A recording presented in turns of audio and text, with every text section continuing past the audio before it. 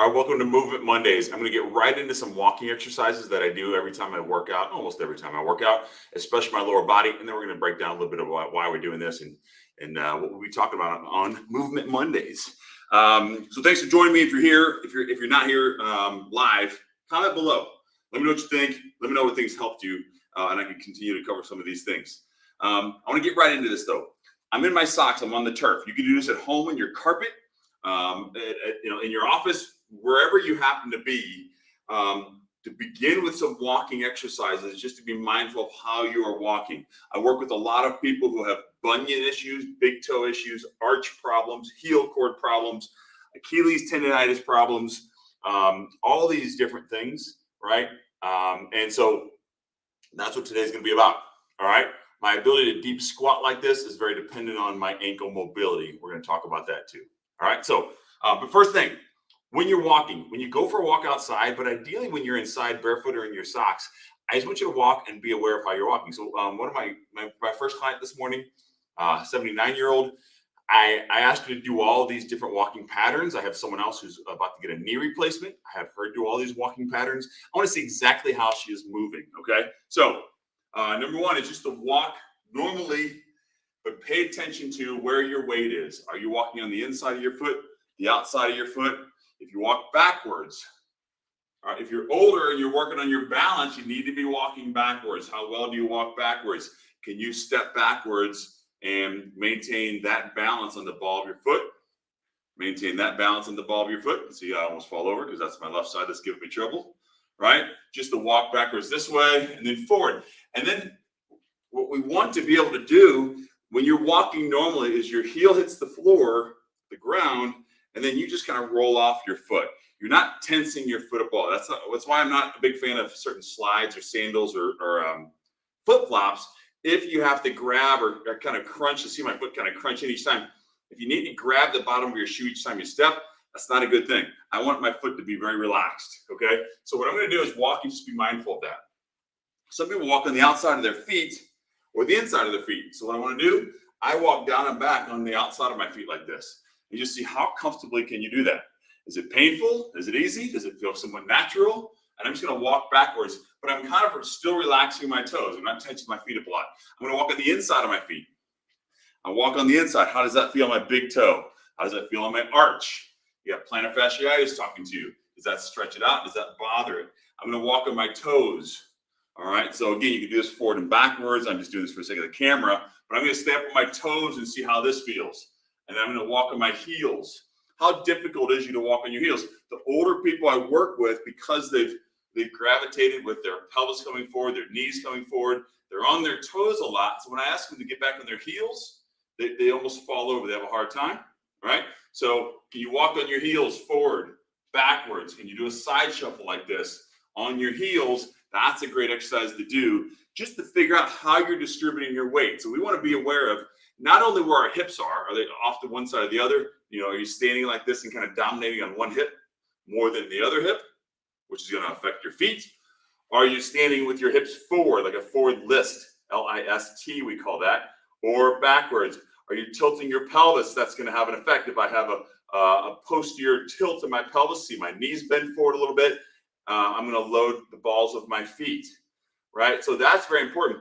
And then just to stand here and put all your weight into one foot. How does that feel? Put all your weight into the other foot. Now I'm going to exaggerate it, but see how my feet really go to the sides like that? How does it feel to roll onto the outside of one foot, the inside of the other? Roll across the other way. And then just do that same thing, but don't let your feet come up. Keep your feet flat, but still put your weight onto kind of one side like that, but keep your feet flat. Put your weight this way, and then go forward and backwards. So I can go onto my toes and my heels. All right, just figure out that increase in mindfulness, movement mindfulness, that increase in body awareness will help a lot as far as how your feet feel. All right, and how your feet are then aligned with your ankles and your knees and your hips and all the way up. So that's where we begin. Is just kind of checking in, and then we do some exercises that some of my clients again have trouble with. Pick up your big toe, but leave your other 4 toes on the floor. Press your big toe into the floor and pick up your other toes. How is that control? So we call that intrinsic muscles. The intrinsic means that all the muscles that are controlling this toes for the most part are in your foot. If you do like towel crunches or something like that. So just check in. How does that big toe feel? Can you really press your big toes into the floor? I had 2 surgeries on this big toe. So if you've had a bunion surgery, something like that, you may have a hard time with it. That's a good one to do. Press your big toe down. And then can you do kind of a like you're doing the piano, one key at a time. Can you do that with your toes? Press your pinky toe down, then fourth, third, second, then your big toe. So all of that control is so important. And then what I might do then finally is see how my hips are going like a hula hoop. I'm kind of picturing a circle. My hips are going back and my feet are following suit. So I'm on my heels, then the outsides of my feet are inside, and then my heels again. So I go onto my toes, and I can do the same thing, but my feet are going to stay flat. So how well can you move, especially if you're a golfer and you're looking for this golf swing? See how much my knees and ankles need to move, and my feet don't necessarily want to come up. At some point, you may turn there, right? A golf pro may tell you to turn that front foot out so you can swing through. What they're doing is compensating for lack of hip mobility or lack of ankle mobility, and that's what we're talking about today, all right? And then finally, standing, I might just check in with one ankle and say, how does that feel to do some sort of rotation? Can I rotate my ankle, my knee around like that with my foot staying flat on the floor, which is ankle mobility? Come around with both. So we go forward with my knees, out, around, and back up. All right. I might take one to one side, go to the other side, right? And you see how your ankles feel with all this. All right. And then if I want to do some calf strengthening exercises, some ankle plantar flexion strength, I may go up there. Put all your weight on one foot. This is kind of a kickstand side, and do a few heel raises there. So I'm dominating mostly just with this leg. Switch sides. So I'll just do a few reps per side, but you can go ahead and explore this. All right. So that's the beginning of just being mindful of what's going on with your ankles. Can you sit on your ankles like this too? So this takes a lot of ankle mobility. Just to be able to sit like this. I encourage that if you can. If you're like, dude, you're crazy, there's no way, then maybe we'll work up to that, and that'll be a decent goal for you to set. All right. So at the bottom of the screen, I have health, movement, fitness, performance, longevity. That's the health and human performance continuum. I teach my university students. I teach my clients. That's in the Catholic Fit program. This is what we should be teaching in our PE classes. This is health and exercise science class, or just stuff, right? We should know this in PE class, health class. If you're homeschooling your children, this is kind of what we teach. So very quickly, health. Health is just your ability to heal, right? So if you get sick, are you healing back up? If you injure yourself, are you healing back up?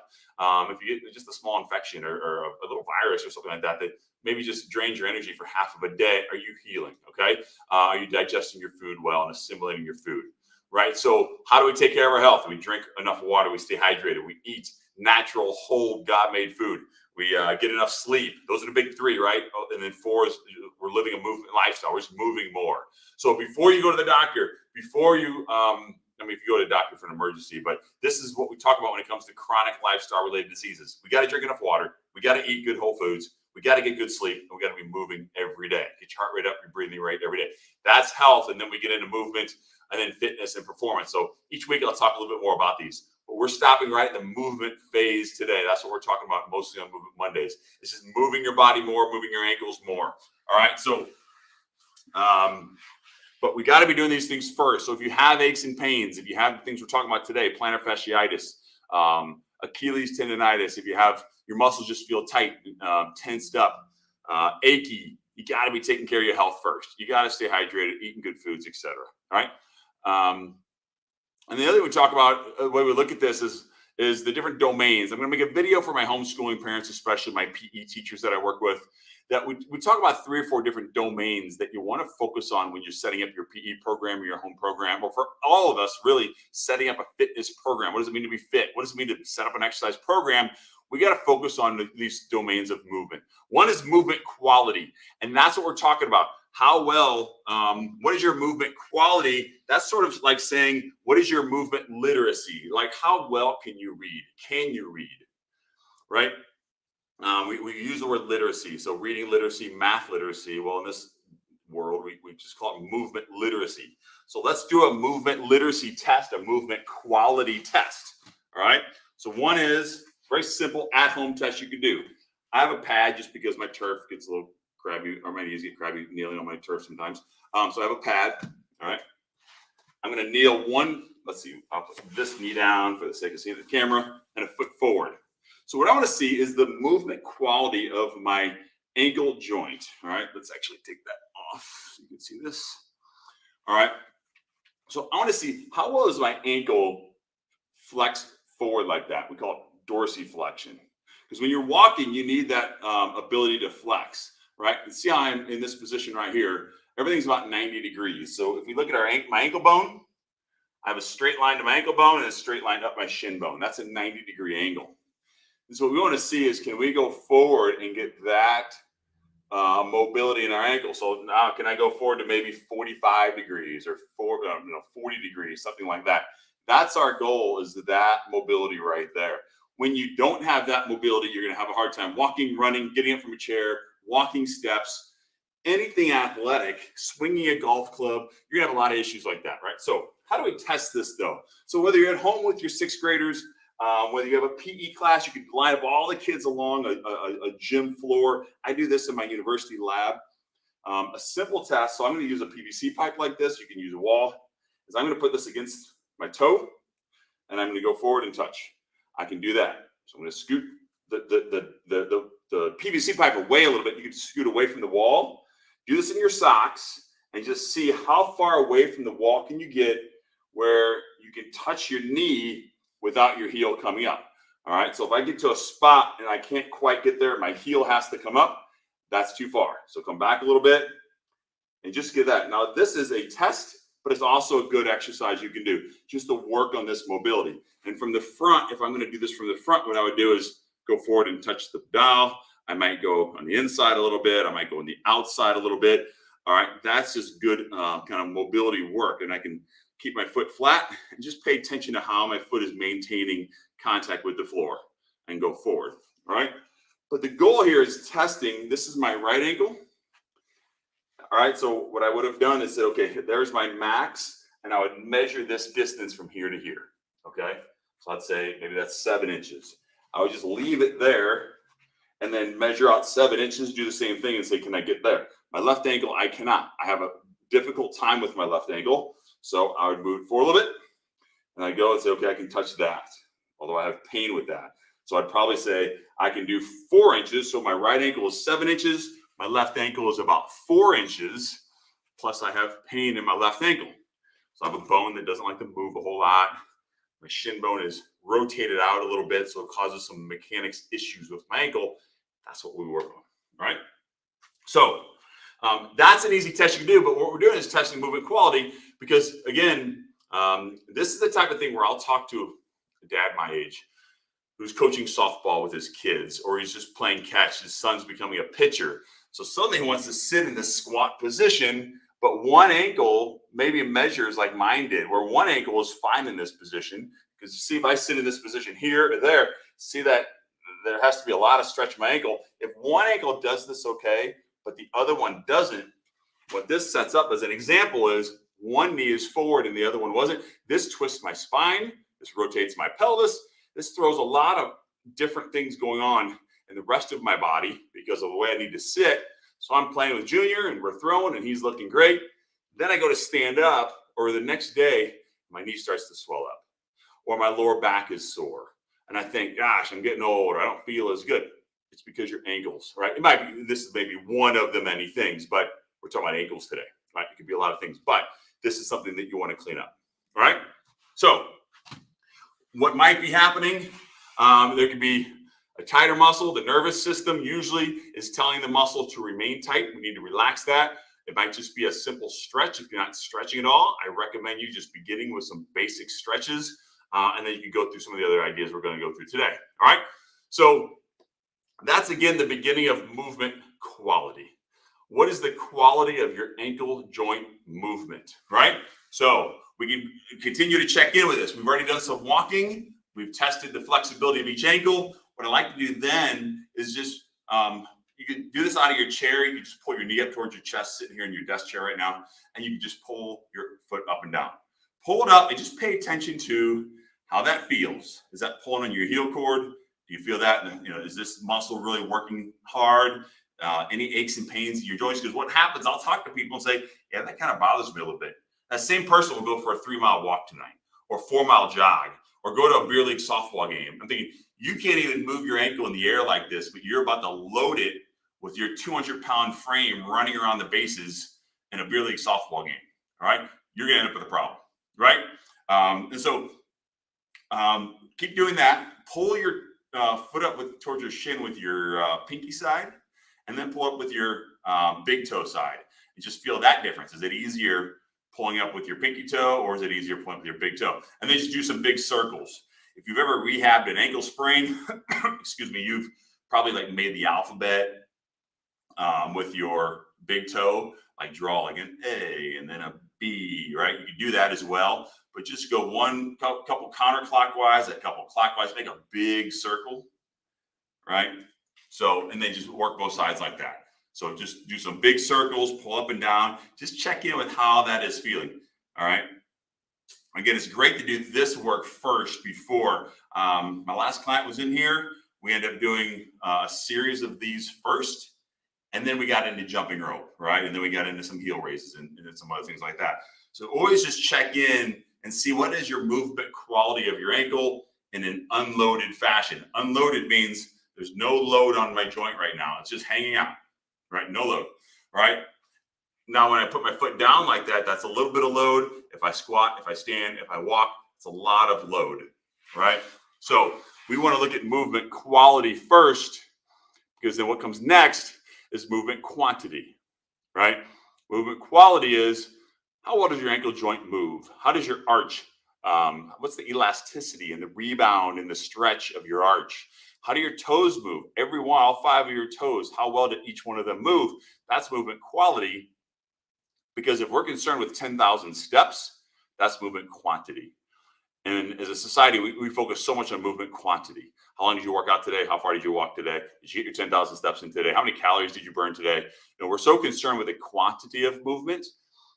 We have to back up and look at our quality first, and then build on quantity. All right. And then accuracy is a little bit more, can you walk a straight line, you know, heel to toe? Something like that. And then reactiveness is a little more with athleticism. And can you react to something that's changing in front of you? And now you have enough quality plus quantity plus accuracy in your movement to then react. Let's say you're playing tennis and someone hits the ball over to the left. You need to react to that ball. All right, I'm playing basketball. The guy I'm guarding, you know, dribbles over to the right really fast. Can I stay with him over there? I got to react to him. All right. So again, we talk more about this with my PE teachers and how we're teaching athleticism, but these are things that I work into all of my coaching and all of my training with my clients. All right. So let's get into a few more practice things we can do. All right. So one of the reasons your ankles might be tight, your calves might be tight. You might have plantar fasciitis. You might have heel cord itis or osis. Remember, itis is inflammation of, so you hear that a lot from the doctors. Osis means there might be some sort of tissue damage. Let's try not to get to that point. Though if you are at that point, and it's just a chronic problem that you do have some tissue damage, that's where your health comes into play. Before you just start sucking down Tylenol and bugging the doctor and ask for a cortisone shot, are you hydrated? Are you eating whole food? Are you getting good enough sleep at night? 10 a.m. to 2 p.m., 10 p.m. to 2 a.m. is your physical healing, right? It is your ability to heal your body. So you got to get to bed at a good time, 10, 11 o'clock, honor your circadian rhythm. Get to bed at a good time. That's when your physical healing is going to occur. All right. So if you have something going on, there's a couple ways we can do some soft tissue massage. So the 3 things we'll talk about are soft tissue massage, joint mobility, and just some basic stretches. All right. So soft tissue massage. A couple tools I like. 2 tennis balls. Tape together some tape. You can find a peanut like this that's already made or manufactured. This is 2 tennis balls. I used electrical tape to put it together. I got a regular tennis ball. All right. And then I have what they call an orb, high density foam 5-inch diameter ball. All right. So 2 things. Again, if you're sitting at your desk or in your family room, now maybe your dog's chewing these things up, but you should just have a ball around. You should have a tennis ball or a lacrosse ball or a peanut like this, just so you can do some arch massages and you can work the bottom of your foot. All right. And just find those spots that are a little more tender. All right. Doesn't matter what you want to use. You can stand, you can just crush your heel. I played in a basketball tournament this weekend. All right. Brandon, he was talking about his heel hurting. So He's already had some plantar fasciitis stuff. You got a tendon that runs across the bottom of your heel, right? Your calf muscles come all the way down, form your Achilles tendon, go across your heel, and then more or less form your arch. So all the same things we're talking about. It just depends on where that tension manifests itself. All right. So you can crush the tennis ball, crush your arch. All right. You can kind of roll this back and forth here. You get some good mobility there. All right. And what I like about that too, if I press down here, all right. So another ache or pain you might have is what we call a peripheral neuroma or Morton's neuroma.